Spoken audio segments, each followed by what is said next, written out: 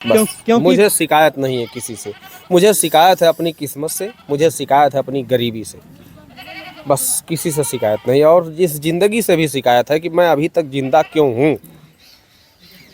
मेरे जिगर का टुकड़ा चला गया और मैं ज़िंदा हूँ, क्या मतलब है ज़िंदगी का। बस सॉरी, नहीं बोल पाऊँगा। दोस्तों नमस्कार, हमारी मौजूदगी इस समय जौनपुर ज़िले में है। जैसा कि आप सभी लोग जान रहे हैं कि एक अनुराग अनुराग जिसका गला जो है माँ के सामने ही, हम उस जगह पर हैं। ये जो जगह है काफ़ी दिनों तक जो है धरती लाल थी खून से। जिस अच्छा अभी भी वहाँ पर है, मतलब दिखाई दे, ये देखिए, ये जितना काला है, ये इधर सफ़ेद है ना, मतलब ये जो सफ़ेद ईंटा है ये आज भी देखिए काला काला दिख रहा है। ये मेरे बच्चे का खून है। ये जो है आप समझ सकते हैं कि किस तरीके से माता पिता जब भी इस जगह पर आते होंगे तो उनके दिल पर क्या बीतती होगी। और ये वही घर है जिसका जो है पूरे देश को इंतजार है कि आखिर इस घर पर बुलडोजर कब चलेगा। और क्योंकि सबसे बड़ी चीज़ ये है कि जो एक होता है कि अंधा कानून, जो फिल्में बनती हैं, जो कुछ भी होता है, आज सब कुछ वो दिखाई दे रहा है। क्योंकि हम बताते हैं कि आज हम अनुराग के घर पर आए हुए हैं और फिर जो है तारीख पड़ गई है 28 तारीख को।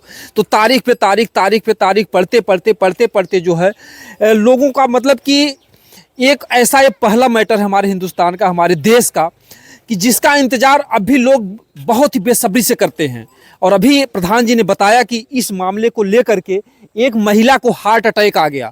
आप समझ सकते हैं कि कितना कितना दर्द जो है देशवासियों को है कि उनका जो है अगर दूर से सुन रहे हैं और देरी में होते होते जो एक कानून की व्यवस्था है, तारीख पे पढ़ते पढ़ते इंतजार करते करते, अब सोचिए कि जो बंबई में रहते हुए जिस महिला की जान गई है, आज उसका जिम्मेदार कौन होगा। क्योंकि कहते हैं कि देर से मिला हुआ न्याय भी न्याय नहीं होता है। आज अगर देखा जाए तो अनुराग यादव हत्याकांड को 4 महीना होने वाले हैं, 3-4 दिन बाकी हैं और 4 महीने होने वाले हैं। और ऐसे में अभी तक जहां पर मतलब सरकार दावे करती है, कहती है कि जो भी है कानून व्यवस्था चुस्त दुरुस्त है अपराधियों को पकड़ने में या जो कुछ भी है, और अगर गुनाह साबित हो जाए, अगर सारे सबूत इकट्ठा हो जाए तो सज़ा मिलने में देरी नहीं लगती है। लेकिन यहाँ पर सारे सबूत, सारे गुनाह जो कुछ भी है सब सामने हैं। लेकिन फिर भी जो है ये बिल्डिंग जो दिखाई दे रही है ये उन्हीं लालता यादव का घर है जिन्होंने जो इस घटना को अंजाम दिलाया, जो इस घर के मुखिया थे, जो रमेश ने जो है गले को जो है अलग कर दिया एक माँ के सामने, ये वही ज़मीन है। आप लोग जानते हैं कि ज़मीनी विवाद आज की कोई नई बात नहीं है, क्योंकि ज़मीनी विवाद में ही इतना बड़ा महाभारत हो गया, जिसमें बताते हैं कि महाभारत में इतनी सेनाओं की जान गई कि अभी तक हमारे भारत देश की उतनी आबादी नहीं है। तो ज़मीनी विवाद पहले भी था।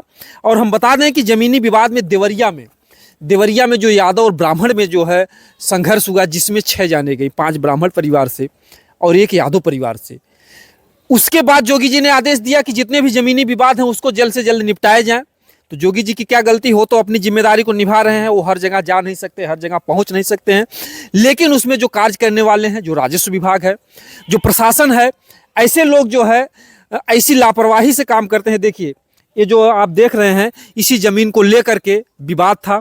इस ज़मीन पर वो कब्जा करना चाहते थे या जो कुछ भी था, ये अपना जो है भाई पट्टीदारी का जो भी मैटर था। लेकिन इस मैटर को देखते देखते जो बातें आप लोगों ने जैसा सुना होगा कि जब ये लोग जाते थे प्रशासन के पास तो कहते थे कि धरती जो है यहाँ का खून मांग रही है। तो आखिरकार जो है जो कह रहे थे कि धरती खून मांग रही है, आखिर में वो चीज़ उन्होंने करवा ही दिया। तो आखिर में बताइए, जिसको हम लोग रक्षक कहते हैं वही लोग भक्षक का भी काम कर देते हैं।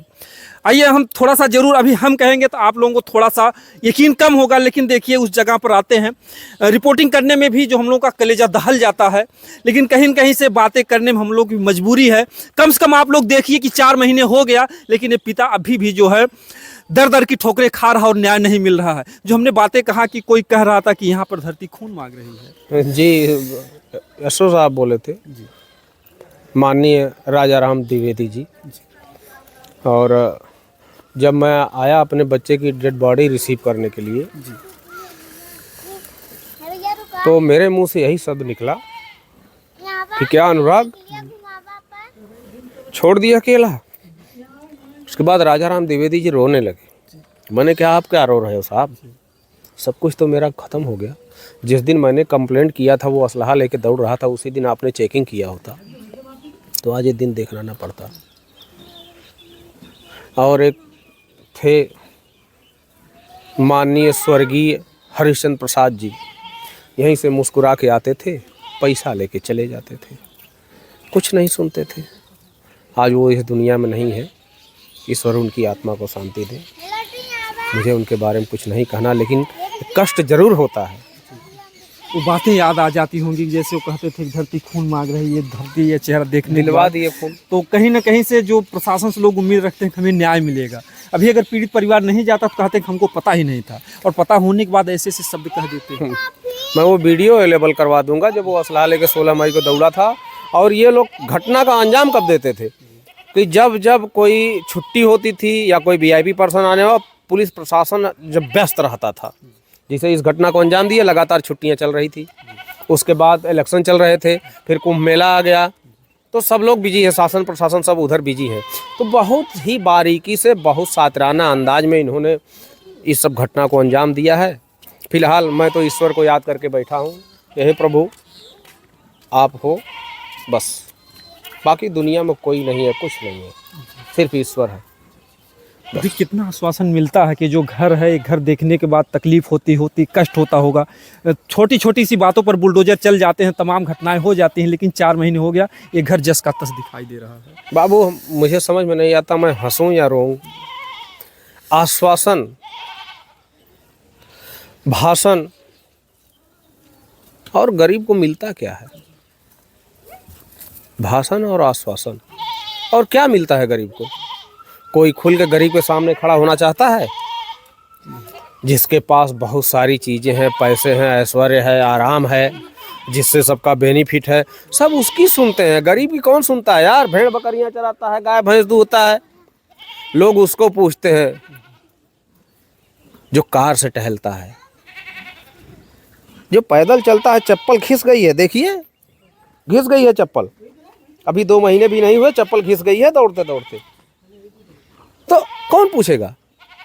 बहुत कड़वी सच्चाई है, बहुत लोगों को बुरा भी लग जाएगा कि इस तरह से बोलते हैं, लेकिन कहीं ना कहीं यही सच है बस। जो कुछ भी है, और आप लोग देखते हैं कि तमाम जब कोई भी घटना घटती है तो आकर के अधिकारी, जब कोई उसको रोड जाम करता है, कोई पीड़ित परिवार जो है उस शव को रख करके इंतजार करता है, तो प्रशासन के लोग आकर के ऐसा आश्वासन देते हैं कि आपको 2-4 दिन में न्याय मिल जाएगा। आपको भी तो आश्वासन नहीं दे रहे होंगे कि आपको हम जल्द से जल्द न्याय दिला देंगे। जिस भैया मैं किसी से शिकायत नहीं करता, बस अनुरोध करता हूँ, विनय करता हूँ, निवेदन करता हूँ, बस। क्योंकि मुझे शिकायत नहीं है किसी से, मुझे शिकायत है अपनी किस्मत से, मुझे शिकायत है अपनी गरीबी से, बस किसी से शिकायत नहीं। और इस जिंदगी से भी शिकायत है कि मैं अभी तक जिंदा क्यों हूँ। मेरे जिगर का टुकड़ा चला गया और मैं जिंदा हूँ, क्या मतलब है जिंदगी का? बस सॉरी, नहीं बोल पाऊंगा।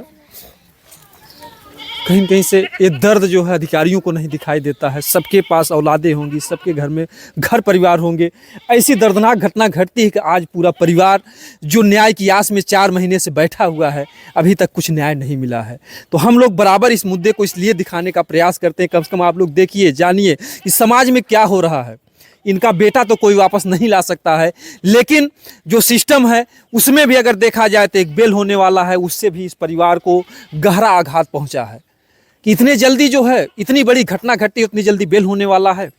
और कोर्ट पे जो तारीख पे तारीख 4 दिन 5 दिन, अभी आप लोग सोचिए कि अगर किसी चीज़ को इंतज़ार करना हो तो 1 घंटे का भी इंतजारी बहुत तकलीफ़ दे जाती है। और 4-4 महीने से जो ऐसे पीड़ित परिवार हों, घर का परिवार भी चला जाए, क्या कानूनी व्यवस्था है कि परिवार दौड़े भी, धूपे भी, रोज़ उसको आना जाना, वो चाहे भूखा दौड़े, चाहे नंगे पैर दौड़े, चाहे बीमार होकर दौड़े, कोर्ट में जाए।